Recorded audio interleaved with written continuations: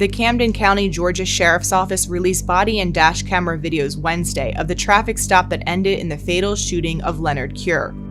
Dash cam footage from the deputy's vehicle shows a brief pursuit of Cure's speeding pickup truck before he pulled over. Step out! Get out! Get out! Put your hands back here. I ain't doing it. Watch me now. Put your hands on the back of that truck. Either put your hands behind your back or you're getting tased. I'm telling you that right now. Why am I getting tased? Because you are under arrest for speeding and reckless driving. I'm not driving. Nobody was hurt. How was I speeding? You passed me doing 100 miles an hour. Okay, so that's a speeding ticket, right? Sir, what? Am I going hands to jail? behind your back. Yes, you are going to jail. Cure refused to put his hands behind his back, and the argument quickly escalated into a physical confrontation after the deputy tased him.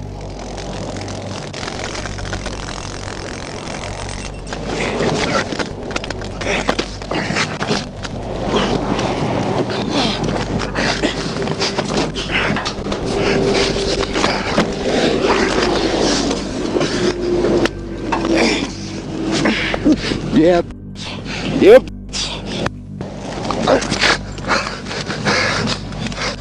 Stay down! Stay down!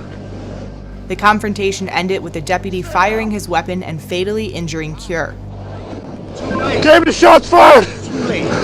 Shots fired, Camden! Stay down! Do not get up! Stay down! In April of 2020, Cure was exonerated and released from prison 16 years after being wrongfully convicted for armed robbery in Broward County, according to court documents. Hey, you look at me. You ain't going no damn where.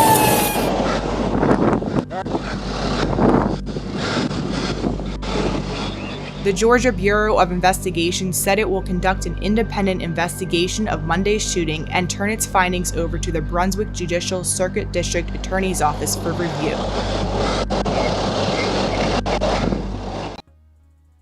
Let's rock on the mic.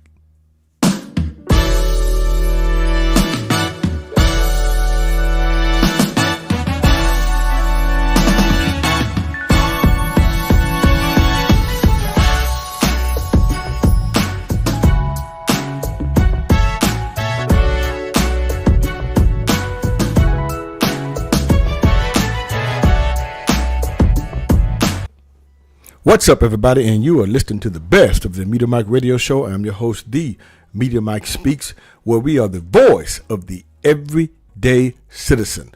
The time is now 23 minutes past the hour here in the Lone Star State, so let's get to it before it's too late. All right, good people.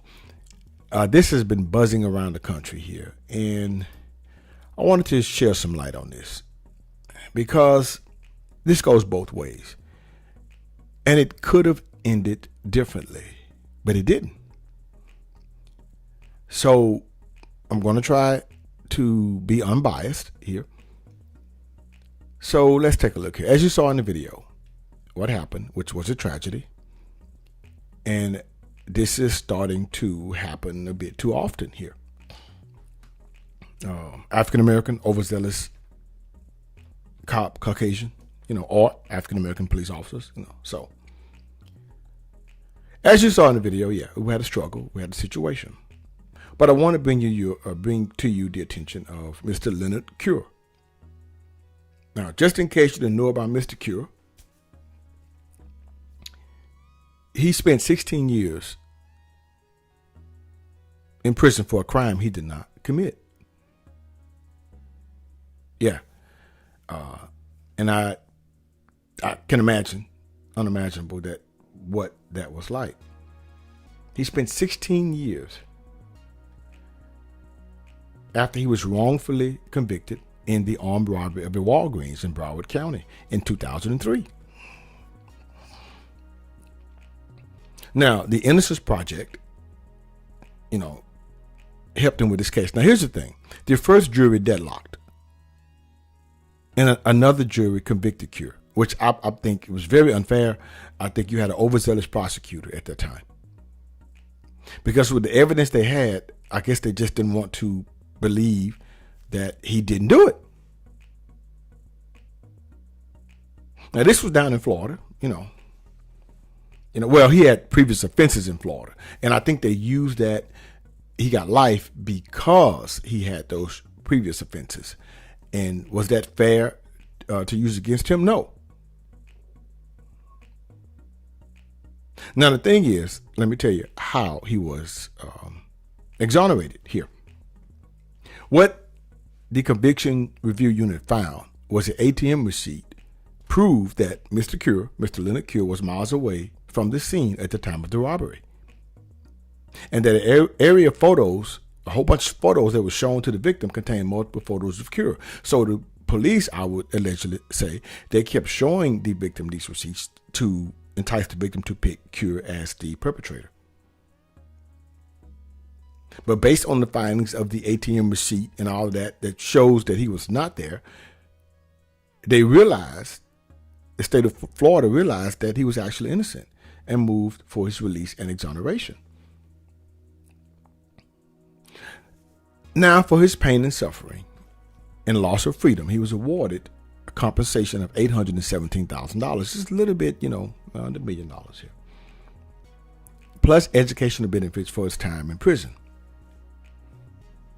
Now, he did receive the money. He received it in August, and he used it to purchase a home in Georgia. And he had been called to speak with high school students about the wrongful conviction, on wrongful conviction day, which I thought was great. Until this happened, as you saw in the video. Now we're gonna do a small recap here. I'm gonna do just a bit of a recap about what went on, as you saw here. He was 53 years old. He was shot and killed Monday by Camden County, Georgia Sheriff Deputy Sergeant Buck Aldrich. As you saw, he was speeding on Interstate 95. I don't know why he was speeding. He was going at least 100 miles per hour, and the speed limit was 70, 30 miles over. That's going to get you pulled over. As you saw, he yelled at, Aldrich yelled at Mr. Cure, get your hands out of the truck. I think that was a little bit over aggressive. Yeah, it was. Cure steps out, tells the deputy he's not doing anything. I'm like, okay, you were speeding, man. Okay. Taser comes out, all this stuff goes bad. Now, whether Mr. Cure knew or not that you could go to jail for speeding in Georgia, I don't know. Ignorance of the law is no excuse. But things went bad. It went bad. Now, I'm going to give you my thoughts on this. Since that time, the deputy has been placed on administrative leave pending the investigation.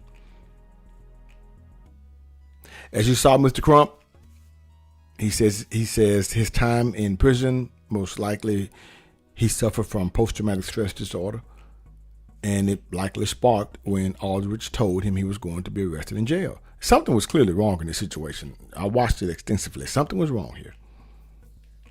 Something's really wrong. So, in my opinion, Mr. Cure, the victim, it seems that something was wrong. Now, I don't know whether he was under some type of influence or what, but his behavior was a bit out of the norm. Now, as for the deputy, Sergeant Aldrich, he did seem a bit overly aggressive. In my opinion, this situation could have been handled differently. Now, as for Mr. Cure, attacking the deputy is totally wrong. And the deputy did use the use of force continuum. First verbal command, then the taser, then the asperton, and then you move up to deadly force. This is where things get funny. Now, but we're not out of the woods yet. Now, I'm not sure what was wrong with Mr. Cure. I can only speculate. It may have contributed to the 16 years of being incarcerated, as Mr. Crump stated. And despite the receiving of close to $1 million, Mr. Cure chose to speed at an excessive 100 miles per hour on a busy intersection. I don't understand that. But that doesn't excuse the overly aggressive behavior of the Deputy Aldrich, who had previously been fired from another department for using too much force. So apparently, Mr. Aldridge has some degree of anger issues of upholding the law. So, which brings the issue of mental illness, as you see in the thumbnail. Now, Deputy Aldridge could have approached this traffic stop with more tact and professionalism, and most likely could have done a field sobriety test to find out if Mr. Cure was under some form of influence.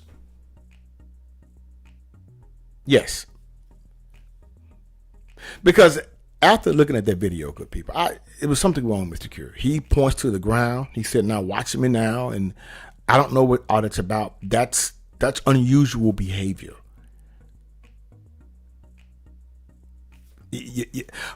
If I had to guess,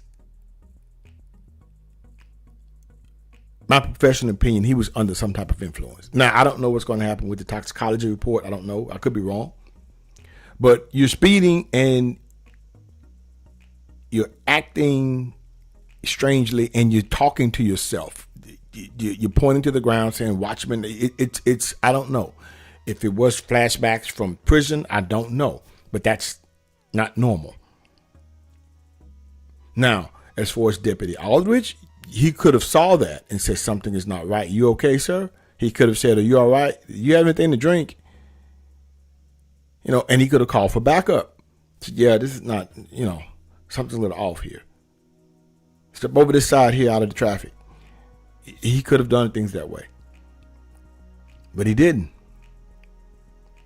It wasn't until after Mr. Cure was tased is where he became overly aggressive. Now, was Mr. Cure wrong saying he was not going to jail? He was not going to, you can't say that. You're not in control at this point. But it's sad that after all Mr. Cure endured, due to his wrongfully being convicted, it seems that he could not escape the mental bondage that continued to imprison him. Allegedly, that is. Either way, it wound up costing him his life. Give me your thoughts on this, good people. Let me know what you think about this. Until next time, this is your guy, Mr. Educator, Mr. Communicator, Mr. Free Thinker. Subscribe, share, and like to keep me rocking on the mic. Have a good night. Understand you soon, it won't be long. Keep on, keep running.